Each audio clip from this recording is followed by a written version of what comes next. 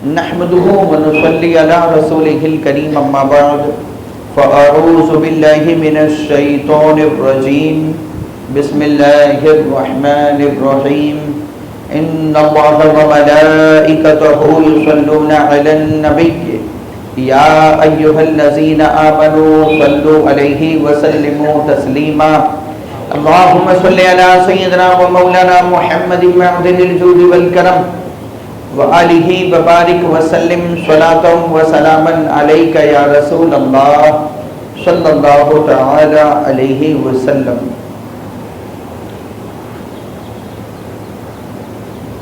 حضرات گرامی، دنیا اور آخرت کی مثال دو سوتنوں کے جیسی ہیں، ایک کو راضی کرو گے تو دوسری ناراض ہو جائے گی، جتنا ایک کے قریب ہوتے چلے جاؤ گے اتنا ہی دوسری سے دور ہوتے ہوئے چلے جاؤ گے، کیونکہ دنیا اور آخرت کے بیچ مشرق اور مغرب جتنا فاصلہ ہے، دنیا اور آخرت کے بیچ پورب اور پشچم کے جتنا ڈسٹنس ہے، جتنا ایک کے قریب ہم ہوں گے اتنا ہی دوسری سے دور ہوتے چلے جائیں گے۔ جس نے دنیا کو پسند کیا اس نے آخرت کا نقصان کیا، اور جس نے آخرت کو پسند کیا اس نے دنیا کا نقصان کیا۔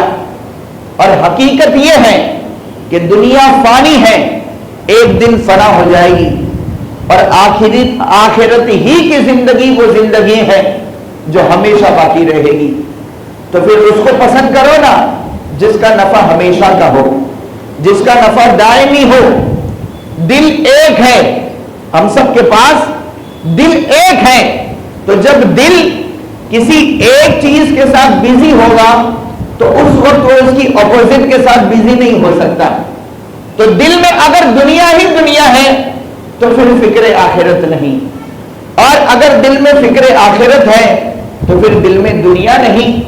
ہم کیوں نہیں سمجھتے کہ دنیا خدا کی دشمن ہے اور مسلمان خدا کا دوست؟ اور قاعدہ یہ ہے کہ جب کوئی کسی کو اپنا دوست بناتا ہے تو اپنے دوست کے دشمن کو اپنا دشمن سمجھتا ہے۔ یہ دنیا میں سچی دوستی کی نشانی ہے کہ جب کوئی کسی کو اپنا دوست بنا لے تو پھر اپنے دوست کے دشمن کو وہ اپنا دشمن سمجھتا ہے۔ لیکن آج میری اور آپ کی حالت یہ ہے کہ ہم نے دنیا کو اپنا دوست بنا رکھا ہے۔ پیارے آقا صلی اللہ تعالی علیہ وسلم ارشاد فرماتے ہیں کہ اللہ تعالیٰ نے جب سے دنیا کو پیدا فرمایا، بتاؤ ہزاروں لاکھوں سال سے ہے نا دنیا، کسی کے پاس کوئی کاؤنٹنگ نہیں کہ دنیا کب سے قائم ہے۔ پیارے آقا علیہ السلام فرماتے ہیں کہ اللہ تعالیٰ نے جب سے دنیا کو پیدا فرمایا آج تک اسے کبھی نظر رحمت سے نہیں دیکھا۔ اللہ نے جب سے دنیا کو پیدا فرمایا آج تک خدا نے دنیا کو نظر رحمت سے نہیں دیکھا، تو خدا نے جسے آج تک نظر رحمت سے دیکھا ہی نہیں، میں اور آپ اسی دنیا کے پیچھے بھاگ رہے ہیں۔ پیارے آقا علیہ السلام فرماتے ہیں ان قریب میری امت پر ایسا زمانہ آئے گا کہ میری امت 5 چیزوں سے محبت کرے گی اور 5 کو بھول جائے گی۔ وہ زمانہ آئے گا اور آ گیا ہے ابھی کہ امت 5 چیزوں سے محبت کرے گی اور 5 کو بھول جائے گی۔ دنیا سے محبت کرے گی، آخرت کو بھول جائے گی۔ مال سے محبت کرے گی، یوم حساب کو بھول جائے گی۔ مخلوق سے محبت کرے گی مگر خالق کو بھول جائے گی۔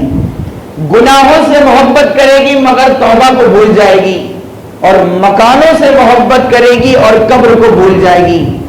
آج دیکھ لو میری اور آپ کی کنڈیشن یہی ہے، نہ آخرت کی تیاری، نہ حساب کا فکر، نہ رب کا ذکر، نہ قبر کی تیاری۔ اللہ ہم سب کو آخرت کی تیاری کی توفیق عطا فرمائے۔ جو ہاروت اور ماروت سے بھی زیادہ جادوگر ہے اس کا نام ہے دنیا، جس کی محبت تمام برائیوں کی جڑ ہے اس کا نام ہے دنیا، لوگوں کے جان لینے والی معشوقہ کا نام ہے دنیا، ایک ویران گھر کا نام ہے دنیا، جس کے حلال پہ حساب ہے اس کا نام ہے دنیا۔ جس کے حرام پہ عذاب ہے اس کا نام ہے دنیا، جو چلی جائے تو دل میں حسرت چھوڑ دے اس کا نام ہے دنیا، جو آ جائے تو بے شمار غم لے کے آئے اس کا نام ہے دنیا۔ جو دنیا کو تلاش کرتا ہے اسے موت تلاش کرتی ہے، وہ موت سے غافل ہے، لیکن موت اس سے غافل نہیں۔ اے دنیا کا مال جمع کرنے کی فکر کرنے والوں، اے دنیا کی دولت کو اکٹھا کرنے کی فکر کرنے والوں، کیا اس دولت کو خرچ کرنے کے لیے ہم نے اپنی زندگی کے دنوں کو بھی جمع کیا ہے؟ کیا ہمیں اپنی زندگی پہ بھروسہ ہے؟ دولت باقی رہے گی تو کیا ہم بھی اس کے لیے باقی رہیں گے؟ جو خدا سے دنیا کی دولت مانگتا ہے وہ گویا کل قیامت کے دن رب کی بارگاہ میں حساب کے لیے بہت دیر تک کھڑے رہنے کا سوال کرتا ہے۔ دنیا مردار ہے، مردار۔ جو اسے پانا چاہتا ہے وہ کتوں کی طرح زندگی بسر کرنے کے لیے تیار ہے۔ دنیا شیطان کی دکان ہے، دکان، شیطان کی دکان کا نام ہے دنیا۔ خبردار اس دنیا سے کچھ نہ لو، اس دنیا سے کچھ بھی نہ لو۔ اگر تم نے اس دنیا سے کچھ لے لیا تو شیطان تلاش کرتا ہوا تم تک پہنچ ہی جائے گا۔ آج ہے کہ نہیں پیسوں کی لالچ میں آج کا انسان ہر برے کام کرنے کے لیے تیار ہو جاتا ہے۔ یہ پیسہ کیا ہے؟ یہ دنیا کی لالچ نہیں تو اور کیا ہے؟ یہ لالچ ہی تو آدمی کو گناہوں کے راستے پر لاتی ہے۔ پھر وہ قتل کرنے سے بھی پیچھے نہیں ہٹتا، کسی کی عزت لوٹنے سے بھی پیچھے نہیں ہٹتا، ماں باپ کو دھکا دینے سے بھی پیچھے نہیں ہٹتا۔ یہ سب دنیا کی محبت میں بندہ کرتا ہے۔ ایک آدمی سفر پہ جا رہا تھا، سفر پہ جانے سے پہلے وہ حضرت حاتم رحمت اللہ علیہ کے پاس حاضر ہوا اور ان کے پاس جا کے کہنے لگا کہ حضور میں سفر پہ جا رہا ہوں، کچھ نصیحت فرمائے۔ تو حضرت حاتم نے فرمایا کہ تم مجھ سے نصیحت چاہتا ہے تو سن، اگر سفر میں تجھے سچا دوست چاہیے تو خدا تیرے لیے کافی۔ ایک ایک جملہ دل کے کانوں سے سنیے گا، کیا فرمایا آپ نے؟ اگر تجھے سچا دوست چاہیے تو خدا تیرے لیے کافی، اگر سفر میں تجھے ہمراہی ساتھی چاہیے تو کرامن کاتبین تیرے لیے کافی، اگر سفر میں تجھے نصیحت چاہیے تو یہ دنیا نصیحت کے لیے کافی، اگر سفر میں تجھے مشغول ہونا ہے تو عبادت میں بیزی ہو جانا، اگر سفر میں تجھے مونس اور غمخوار چاہیے تو قرآن مجید تیرے لیے کافی، اور اگر سفر میں تجھے عبرت چاہیے تو موت عبرت کے لیے کافی۔ وہ جا رہا تھا سفر پہ، ٹریولنگ سے پہلے پاس میں آیا اور کہتا حضور نصیحت کریں۔ کتنی نصیحت کی؟ سچا دوست چاہیے تو خدا تیرے لیے کافی، ساتھی چاہیے تو کرامن کاتبین نیکی اور برائی لکھنے والے فرشتے تیرے لیے کافی، مونس اور غمخوار چاہیے تو قرآن مجید تیرے لیے کافی، نصیحت چاہیے تو موت نصیحت کے لیے کافی، عبرت چاہیے تو دنیا عبرت کے لیے کافی۔ یہ ساری باتیں کہنے کے بعد، یہ نصیحتیں کرنے کے بعد حضرت حاتم نے آخر میں یہ جملہ کہا کہ یہ میں نے جتنی باتیں تجھے سمجھائیں، جتنی باتیں تجھے بتائیں، اگر تجھے مقبول منظور نہیں، قبول نہیں تو پھر جہنم تیرے لیے کافی۔ اگر یہ ساری باتیں تجھے قبول نہیں تو جہنم تیرے لیے کافی۔ ہم بھی مسافر ہیں اور آخرت کی طرف سفر کر رہے ہیں، تو اس مسافر خانہ دنیا میں خدا کی عبادت سے بڑھ کر ہمارے لیے کوئی اور چیز فائدہ مند نہیں ہو سکتی۔ آج میں بھی سوچوں، آپ بھی سوچ لیجئے، ہم کتنی نمازیں پڑھتے ہیں، کتنا رب کا ذکر کرتے ہیں، کتنے قرآن کی تلاوت کرتے ہیں۔ آج ہم نے لوگوں کی میتوں سے کیا سیکھا؟ اٹھتے ہوئے جنازے دیکھ کر ہم نے اپنے آپ میں کیا بدلاؤ ہم لائے؟ اس دنیا سے ہم نے کیا عبرت لی؟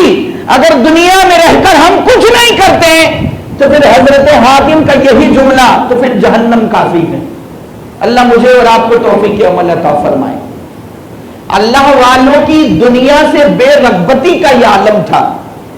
اللہ والوں نے اپنے آپ کو دنیا سے اتنی دور رکھا کہ سرکار فاروق اعظم رضی اللہ تعالیٰ عنہ کے زمانے میں حضرت ابو عبیدہ ابن الجراح حضور کے بڑے صحابی ہیں، ان کو ملک شام کا گورنر بنا دیا گیا۔ جب یہ ملک شام کے گورنر بنے تو ایک مرتبہ سرکار فاروق اعظم ملک شام کی وزٹ پر گئے.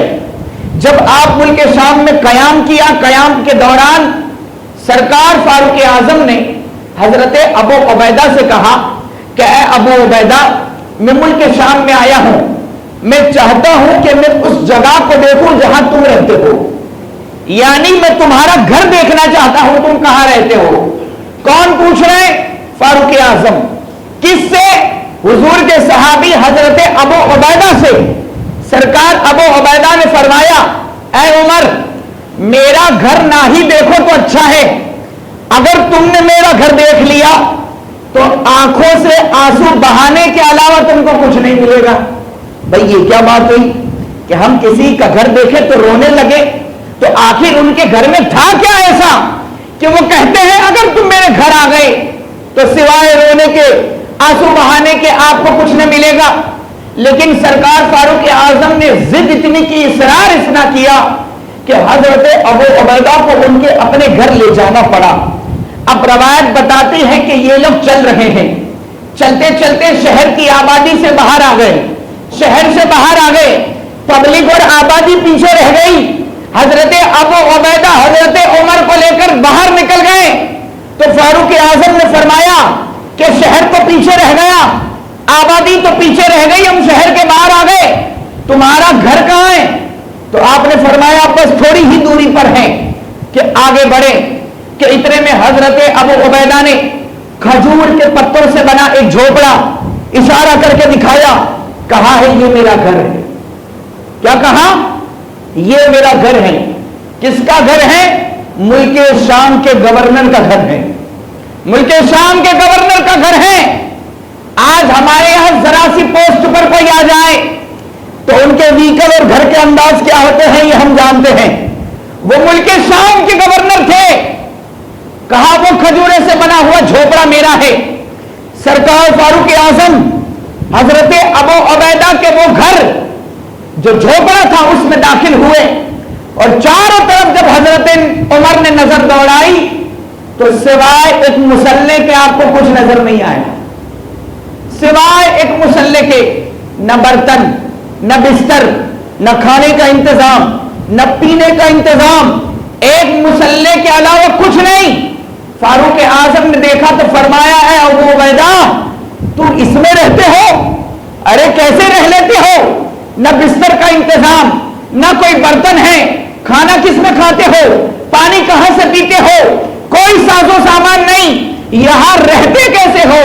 اتنا سنا تو حضرت ابو عبیدہ نے عرض کیا اے عمر فاروق اعظم, الحمدللہ میری ضرورت کا تو سارا سامان موجود ہے, ذرا دیکھیے تو صحیح, میری ضرورت کا سارا سامان موجود ہے, دیکھیے تو صحیح. ہماری تمہاری حالت یہ ہے, ایک ویکل گھر میں ہو تو آدمی کا جی نہیں بھرتا, ایک بیڈ گھر میں ہو تو آدمی کا جی نہیں بھرتا. ٹی وی دیکھنے کی عادت لوگوں کو اتنی پڑی ہے کہ ٹی وی دیکھنا حرام ہے, ناجائز ہے, جہنم میں لے جانے والا کام ہے. آدمی کو چھوٹا ٹی وی ہو تو جی نہیں بھرتا, اس کو زیادہ لانے کا دل کرتا ہے. ایک بیڈ ہو تو دوسرا لانے کا دل کرتا ہے. صوفہ پرانا ہو جائے تو ہم کو ٹھیک نہیں لگتا. یہ تمہاری اور میری عادت ہے کہ گھر کے معاملات میں, سامانوں میں ہم اتنی فکر اور دنیا کی ہمیں اتنی لالچ ہے. ان کے جھوپڑے میں سوائے مصلے کے کچھ نہ تھا, لیکن کہتے ہیں میری ضرورت کا سارا سامان ہے, ذرا دیکھیے. کہا کیسے؟ تو فرماتے ہیں اے عمر یہ مصلی ہے, اسی پہ نماز پڑھتا ہوں, رات کو اسی پہ سو جاتا ہوں. سمجھ میں آ رہی ہے گفتگو؟ اسی پہ نماز پڑھتا ہوں اور رات کو اسی پر سو جاتا ہوں. اس کے بعد آپ نے چھت کی طرف ہاتھ بڑھایا اور ایک پیالہ اوپر سے نکالا جو دیکھنے میں نظر نہیں آ رہا تھا. پیالہ دکھا کے آگے فرمایا کہ یہ دیکھو برتن میں میرے پاس ایک پیالہ ہے. اب تو ڈنر سیٹ کم پڑ جاتے ہم کو. برتن میں ایک پیالہ میرے پاس ہے. فاروق اعظم نے برتن میں پیالے میں دیکھا تو پیالہ پانی سے بھرا ہوا تھا اور اس کے اندر سوکھی روٹی کے ٹکڑے بھیگ رہے تھے. اس پیالے کے اندر سوکھی روٹی کے ٹکڑے بھیگ رہے تھے. حضرت ابو عبیدہ فرماتے ہیں اے فاروق اعظم میں دن رات دین کی خدمت میں لگا رہتا ہوں. کیا فرمایا؟ میں دن رات تو دین کے کام میں لگا رہتا ہوں, کھانا پانی کا انتظام کرنے کی مجھے فرصت نہیں ملتی. ایک عورت یہاں رہتی ہے جو 2-3 دن کی روٹیاں مجھے ایک ساتھ پکا دیتی ہیں, وہ روٹیاں میں لے کے رکھ لیتا ہوں, جب وہ سوکھ جاتی ہے تو پانی میں بھگو دیتا ہوں اور رات کو سوتے وقت وہی روٹی کھا لیتا ہوں. یہ حالات جب فاروق اعظم نے سنے, گھر کا منظر جب آپ نے دیکھا تو فاروق اعظم رونے لگے, ان کے آنکھوں میں آنسو آئے, اور جیسے ہی وہ روئے حضرت ابو عبیدہ نے کہا میں نے تو پہلے ہی کہا تھا اگر میرا گھر دیکھو گے تو سوائے آنسو بہانے کے تمہیں کچھ نہ ملے گا. اتنا سنا تو فاروق اعظم نے فرمایا اے ابو عبیدہ, اس دنیا کی ریل پیل نے ہم سب کو بدل دیا ہے. کیا فرمایا؟ اس دنیا کی یہ گفتگو صرف سننے کی نہیں, یہ محسوس کرنے کی ہے, یہ اپنی لائف پہ غور کرنے کی ہے. سال کا گزرتا ہوا ہر مہینہ, مہینے کا گزرتا ہوا ہر ہفتہ, اور ہفتے کا گزرتا ہوا ہر دن, اور گھڑی کی سوئیاں یہ چل رہے سیکنڈ کاٹے, ہر لمحہ ہم کو موت کے قریب کر رہے ہیں, ہر سیکنڈ ہم موت کے قریب ہو رہے ہیں. لیکن آج میرے اور آپ کے پاس کیا تیاری ہے؟ فاروق اعظم فرماتے ہیں کہ اس دنیا کی ریل پیل نے ہم سب کو بدل دیا ہے, لیکن خدا کی قسم تم ویسے ہی ہو جیسے حضور کے سامنے رہتے تھے. خدا کی قسم تم ویسے ہی ہو جیسے حضور کے سامنے رہتے تھے. اس دنیا نے تم پر کوئی اثر نہ کیا. آج اگر میں یہ کہنا چاہتا ہوں, آپ دولت کی لالچ انسان کو اتنی ہے. حضرت ابو عبیدہ ابن الجراح ملک شام کے گورنر تھے, گورنر, ملک شام کے گورنر ہونے کے باوجود بھی نہ آپ نے کبھی شاہی بستر پہ آرام کیا, نہ ہی ایک اچھا کھانا کھایا. لیکن آج ہم اور تم یہاں رہتے ایسے ہیں کہ زمین کے ٹکڑوں کے لیے ہم لڑتے ہوئے نظر آتے ہیں, مکان و دکان کے لیے ہم لڑتے ہوئے نظر آتے ہیں, پراپرٹی کے لیے بھائی بھائی کا دشمن ہو جاتا ہے, بہن بہن کی دشمن ہو جاتی ہے. آج ہماری تمہاری یہ حالت ہے, بڑی بڑی دعوتیں کھا کے بھی ہم سے دین کی خدمت نہیں ہو رہی ہے, اور وہ دن رات کام کر کے رات کو سوکھی روٹیاں کھا لیا کرتے تھے. یہ ہے اللہ والوں کا انداز دنیا سے بے رغبتی کا. ایک بزرگ کرائے کے مکان میں رہتے تھے, بھاڑے کے گھر میں. ان سے ایک دن کسی نے کہا کہ حضرت کب تک بھاڑے کے گھر میں رہو گے, اپنے خود کا گھر کیوں نہیں بنا لیتے؟ آج بھاڑے کے مکان والے کو کتنی ٹینشن ہوتی ہے اپنا گھر بنانے کی, لیکن اللہ والوں کے انداز جدا گانا ہوتے ہیں. ان سے کسی نے کہا کہ کب تک بھاڑے کے گھر میں رہو گے, اپنا کیوں نہیں بناتے؟ تو ان بزرگ نے بڑا اونچا جواب دیا, ارشاد فرمایا کہ جب آخر ایک دن سب کچھ چھوڑ کر چلے ہی جانا ہے. کیا فرمایا؟ جب آخر ایک دن سب کچھ چھوڑ کر مر ہی جانا ہے تو چھوڑ جانے کو اپنا اور غیر کا گھر دونوں برابر ہیں.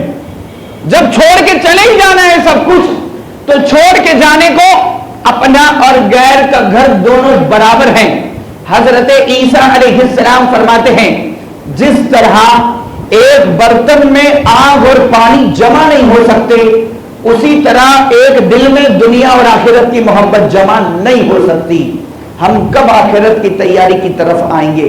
اور ایک بات یہاں پر میں کلیئر کرنا چاہوں گا, وہ یہ کہ میری یہ گفتگو, میری اس تقریر کو سن کر کوئی یہ صاحب یہ اندازہ نہ لگا لے کہ ہم پیسہ نہ کمائیں, ہم گھر نہ بنائیں.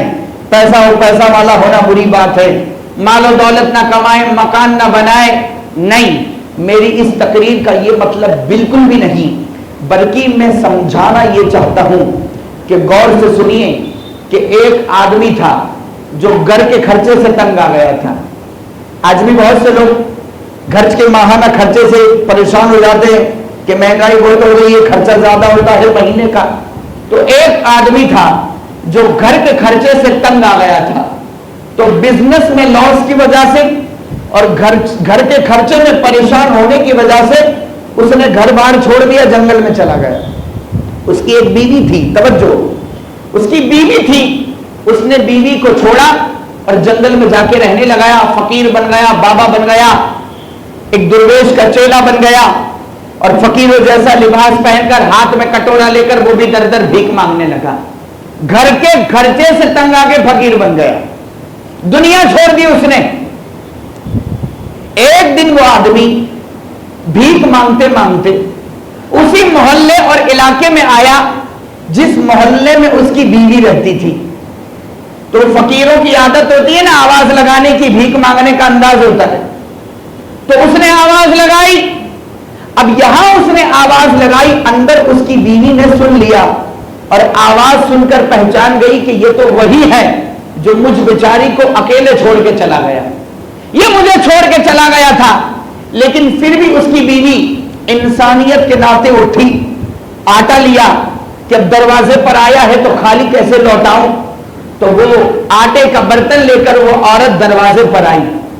وہ فقیر جو پہلے اس کا شوہر تھا اس کو آٹا دیتے ہوئے وہ عورت کہتی ہے کہ اب تو میرا اور تمہارا میاں بیوی کا رشتہ نہیں رہا, لیکن یہ کچا آٹا لے کر تم کہاں کہاں پھرو گے, کچے آٹے سے پیٹ نہیں بھرتا, لاؤ میں تم کو روٹی پکا دوں انسانیت کے ناطے کہ اب تو میرا تمہارا ریلیشن تو نہیں, لیکن کچے آٹے سے پیٹ کیسے بھرے گا, لاؤ میں تمہیں روٹی بنا دوں. روایت یہ بتاتی ہے کہ جیسے ہی اس فقیر نے سنا کہ یہ روٹی بنا کے دینے کے لیے تیار ہے تو وہ فقیر فوراً بول پڑا کہ روٹی نہیں, پورا کھانا ہی بنا دو. کیا کہتا ہے, بات کو غور کیجئے گا, روٹی نہیں پورا کھانا بنا دو, اور ہاں سامان کی فکر مت کرو. کون کہہ رہا ہے, فقیر. سامان کی فکر مت کرنا, چاول بھی میرے پاس ہے, نمک بھی میرے پاس ہے, مرچ بھی میرے پاس ہے, توا بھی میرے پاس ہے, چھوٹا چولہا بھی میرے پاس ہے, کھانا پکانے کا سارا سامان مجھ فقیر کی جھولی میں موجود ہے. اتنا سننا تھا کہ اس کی بیوی کو غصہ آیا اور اس نے کھینچ کے 2 تھپڑ اسے لگائے اور کہا, نالائق, دنیا کا سارا سامان تو بغل میں دبا کے گھومتا ہے, تو کیا صرف بیوی ہی دنیا تھی جو مجھ کو اکیلا چھوڑ کے چلا گیا. سمجھ میں آئی گفتگو کہ دنیا کا سارا سامان تو بغل میں دبا کے گھومتا ہے, تو کیا کہ بیوی ہی دنیا تھی جو مجھے تو چھوڑ کے چلا گیا. سمجھانا یہ ہے کہ گھر بار, بیوی بچے, مال و دولت یہ دنیا نہیں, بلکہ خدا کو بھول جانا یہ دنیا ہے. رب کے ذکر سے غافل ہو جانا یہ دنیا ہے. اللہ کی عبادت سے دور ہو جانا یہ دنیا ہے.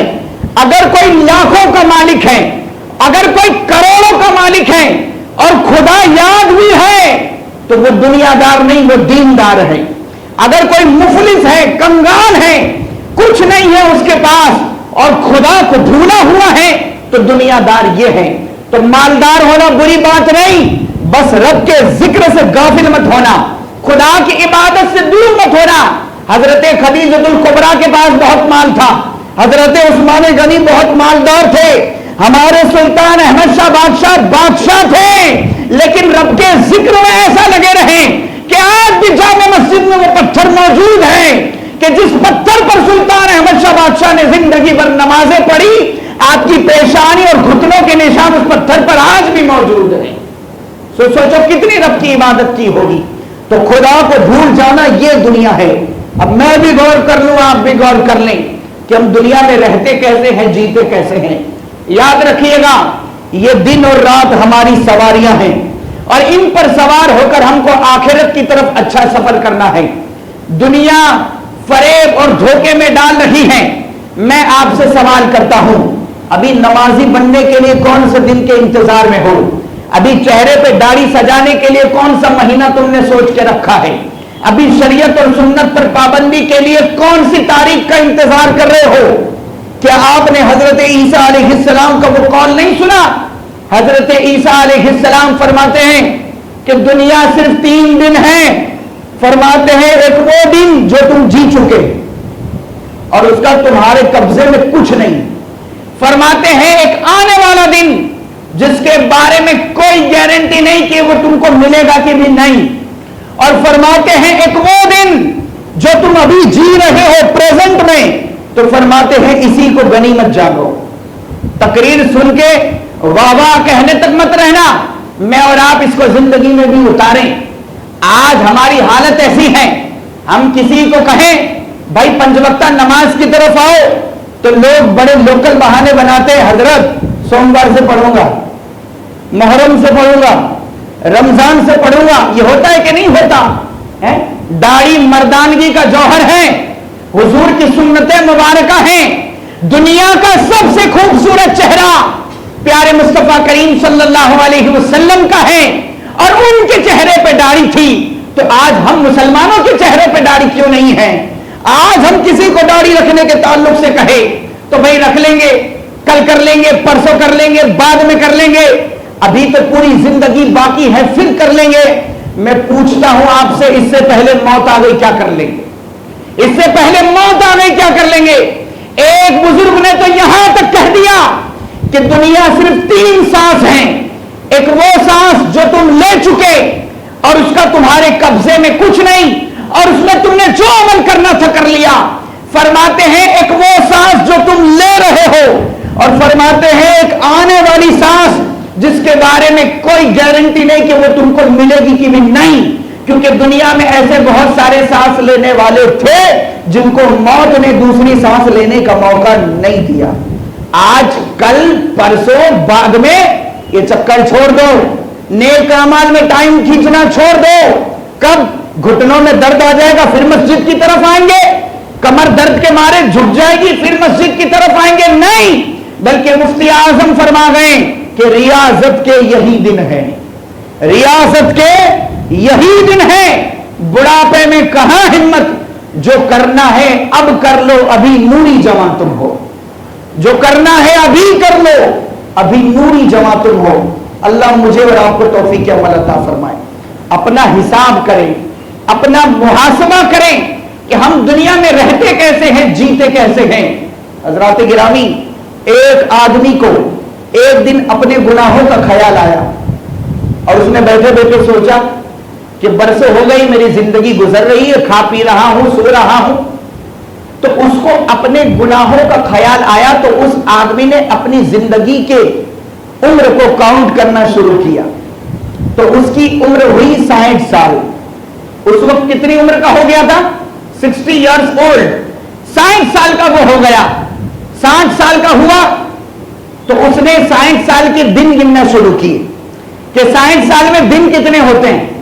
تو 60 سال کے دنوں کا جب اسے ٹوٹل لگایا تو ٹوٹل آیا 21,500. 60 سال کے دن کتنے ہوئے؟ 21,500. 21,500 دنوں سے میں دنیا میں ہوں، دنیا میں جی رہا ہوں. جیسے ہی 21,500 کا ٹوٹل اس کے سامنے آیا، چیخ ماری اور بے ہوش ہو کے گر پڑا. توجہ، ایک چیخ ماری اور بے ہوش ہو کے زمین پہ گر پڑا. تھوڑی دیر کے بعد جب ہوش میں آیا تو کہنے لگا ہائے میں برباد ہو گیا. کیا کہتا ہے وہ آدمی؟ ہائے میں تباہ ہو گیا، میں برباد ہو گیا. تو کسی نے پوچھا کیا ہوا؟ تو وہ آدمی جواب دیتا ہے اگر میں، دھیان سے، اگر میں ایک دن کا ایک گناہ بھی گنوں تو میرے ٹوٹل گناہ 21,500 بنتے ہیں.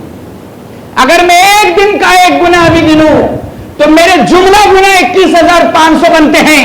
لیکن حالت تو میری یہ ہے کہ میں نے ایک دن میں ایک گناہ نہیں کئی گناہ کیے ہیں. تو سوچو کتنا بڑا گناہوں کا انبار لگ گیا ہے. اس نے پھر چیخ ماری اور اب جب گرا تو اس کی روح پرواز کر گئی، وہ اس وقت انتقال کر گیا. آئیے میں بھی اپنی عمر کا حساب کروں، آپ بھی اپنی عمر کا حساب کریں اور سوچیں اور اندازہ لگائیں کہ بالفرض اگر ہم لوگ ایک دن کا ایک گناہ بھی اپنی لائف کا گنے تو بھی ہمارے ہزاروں گناہوں کے پہاڑ لگ جائیں گے. ہماری تمہاری حالت تو یہ ہے کہ بندہ فجر کی نماز میں سویا رہتا ہے، اس کے دن کی شروعات ہی گناہ سے ہوتی ہے. ہوتا ہے کہ نہیں ہوتا؟ آج آدمی جاب پہ جاتا ہے، پریشان ہو کر لوٹتا ہے، کام پہ جاتا ہے، پریشان ہو کر کے لوٹتا ہے، بزنس کے لیے جاتا ہے، پریشان ہو کے لوٹتا ہے، ڈیل کرنے جاتا ہے، ناکام ہو کے لوٹتا ہے، دھندا کرنے جاتا ہے، خالی ہاتھ واپس آتا ہے، میٹنگ کرنے جاتا ہے، میٹنگ میں کامیابی نہیں ملتی. ارے کیسے ملے گی؟ ایمان والوں کے لیے تو نشانی یہ بتائی گئی کہ جب بندہ نماز فجر پڑھ کر جاب پہ جائے، نوکری پہ جائے، دھندے پہ جائے، آفس میں جائے، بندہ فجر کی نماز پڑھ کے جب جاتا ہے تو وہ ایمان کے جھنڈے کے ساتھ جاتا ہے. کس کے جھنڈے کے ساتھ جاتا ہے؟ ایمان کے جھنڈے کے ساتھ جاتا ہے اور بندہ فجر کی نماز پڑھے بغیر کام پہ چلا جائے تو وہ شیطان کے جھنڈے کے ساتھ جاتا ہے. تو کون سے جھنڈے کے ساتھ جانے والا کامیاب ہوگا؟ شیطان کے جھنڈے کے نیچے جانے والا کامیاب ہوگا یا ایمان کے جھنڈے کے نیچے جانے والا کامیاب ہوگا؟ حضرات گرامی، مجاہد کا قول ہے کہ مجھ سے حضرت عبداللہ ابن عمر نے فرمایا کہ صبح کو شام کی فکر نہ کرو اور شام کو آنے والی صبح کی فکر نہ کرو، موت سے پہلے زندگی کو اور بیماری سے پہلے تندرستی کو غنیمت جانو، کیونکہ پتہ نہیں کل ہمارا کیا حل ہو جائے گا. 4 دن پہلے جمال پور کے 38 سال کے لڑکے کو کینسر ڈیٹیکٹ ہوا ہے. 4 دن پہلے کی بات ہے. تو موت سے پہلے زندگی کو اور بیماری سے پہلے یہ تندرستی کو غنیمت جانے، کیونکہ پتہ نہیں کل میرا اور آپ کا کیا حال ہونے والا ہے. یہ جتنی باتیں بتائیں میرے اور آپ کے لیے تھی. اللہ ہم سب کو عمل کی توفیق عطا فرمائے، آخرت کی تیاری کی توفیق عطا فرمائے. دوران تقریر مجھ سے جو بھی غلطیاں ہوئی میں آپ سب کے سامنے اس سے توبہ کرتا ہوں. استغفر اللہ ربی من کل ذنب واتوب الیہ، لا الہ الا اللہ محمد رسول اللہ صلی اللہ علیہ وسلم. ایک اعلان سماعت کریں.